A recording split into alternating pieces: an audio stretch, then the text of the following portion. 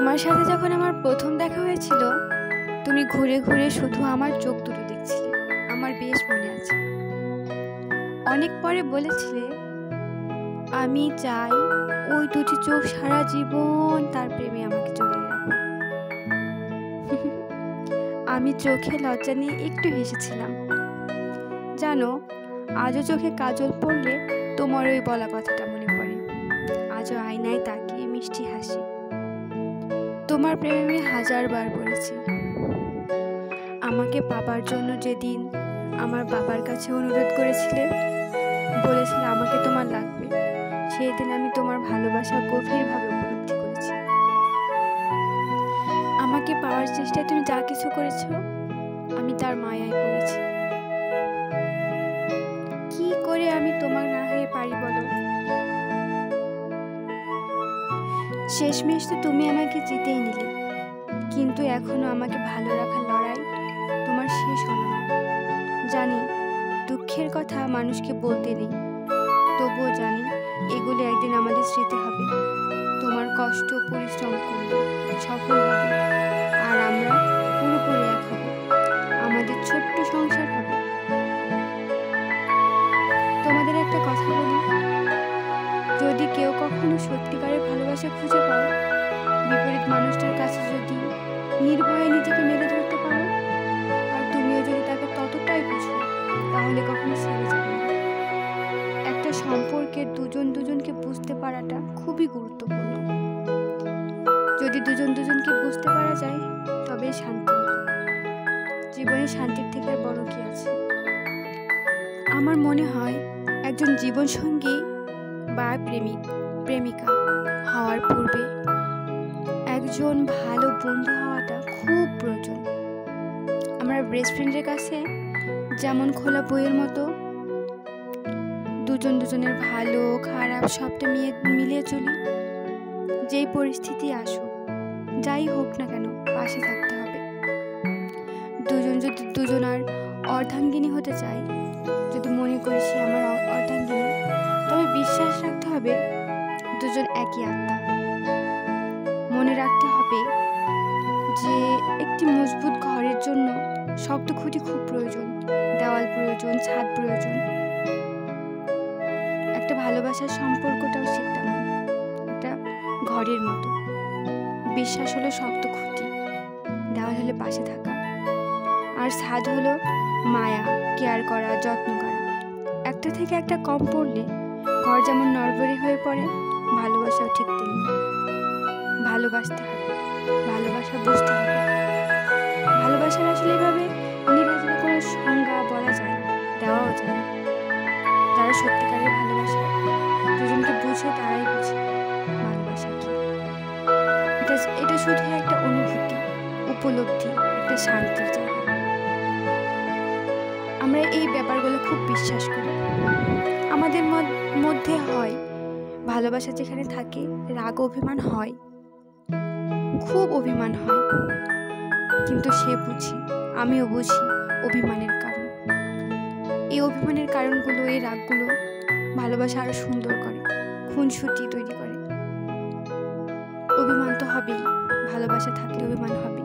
তার মানে এই না কিছু কমতি আছে, ভেঙে যাবে সংসার, সম্পর্ক, ঘর, সবকিছু শক্ত রেখে, মজবুত রেখেই অভিমান রাগ করতে হবে, তবেই না সম্পর্ক মিষ্টি হবে। আর একটা কথা, অনেকে পরিবারের কথা ভেবে ছেড়ে যায়।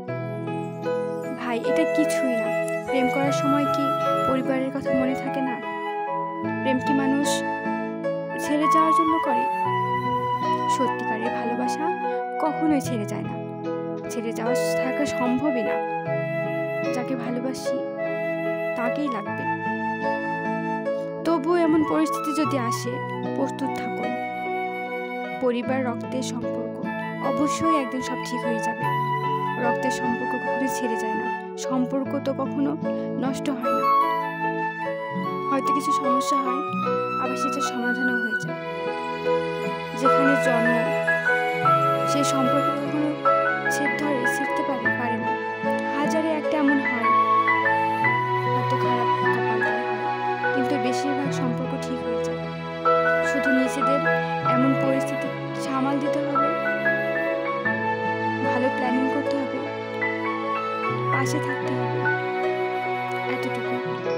প্রথম পর্যায়ে যে একটু একটু কষ্ট করা যায়, একটু কষ্ট করে যদি দাঁড়িয়ে যাওয়া যায়, দেখবেন আপনারাও ভালো আছেন, ভালো থাকবেন, পরিবারও ভালো থাকবে।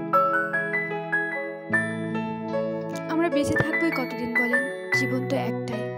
এই জীবনে ভুল মানুষের সাথে চলে, ভুল মানুষকে জীবন সঙ্গী করে অশান্তির একটা জীবনের থেকে ভালো না একটা শান্তির সম্পর্ক, যেখানে দুটো সুখ দুঃখের গল্প বলা যায়, মন খুলে হাসা যায়, প্রাণ ভরিয়ে নিশ্চিন্তে ঘুম পাড়া যায়। হলোই না হয় একটু কষ্ট ভাত ডালের কাপড়ের, তাই কি শান্তি তো মিলে দিন শেষে। একটা ভুল সম্পর্ক থেকে একটা গরিব সম্পর্ক, সুন্দর শান্তির সম্পর্ক আমার কাছে বেস্ট মনে হয়। কিন্তু দেখা যায় অনেকে ভুল সম্পর্কে জড়িয়ে পড়ে। ভালোবাসার সম্পর্ক অনেক সময় ভুল হয়, কখনো কখনো ছিঁড়ে যেতে হয়, কখনো কখনো ভুল বোঝাবুঝি তৈরি হয়। সম্পর্ক ভুল বোঝাবুঝি তৈরি হয় তখনই যখন দূরত্ব তৈরি হয়। এই দূরত্বটা আসতে দেওয়া যাবে না। ভালোবাসতে হবে, কথা বলতে হবে, কেয়ার করতে হবে।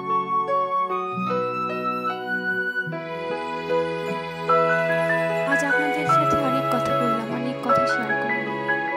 হয়তো একটু অনুপ্রাণিত হবেন, আবার কিছুই হবে না, এমনিতেই বললাম।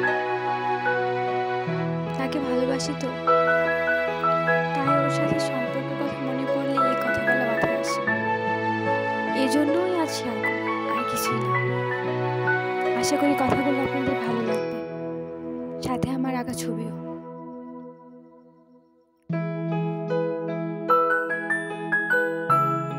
ও, আর একটা কথা তো বলাই হলো না। নিজেকে ভালো রাখার জন্য সব থেকে গুরুত্বপূর্ণ বিষয় হলো জিনিস হলো শখ। শখটাকে পুষে রাখতে হবে। এক একটা মানুষের এক এক রকম শখ থাকে।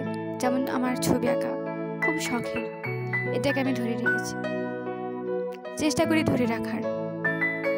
শখের জিনিস করবেন, সেটা ছবি আঁকা হোক, গান করা হোক, পশু পাখি পালন করা হোক, যাই হোক না কেন, শখের জিনিস নিয়ে যদি নিজে একটু ব্যস্ত থাকেন, জীবন সুন্দর হয়ে যাবে। সবারই জানি শখ থাকে, অনেকেই ধরে রাখে, অনেকেই ছেড়ে দেয়, ব্যস্ত হয়ে যায় জীবন। শখ কখনো ছাড়তে নেই।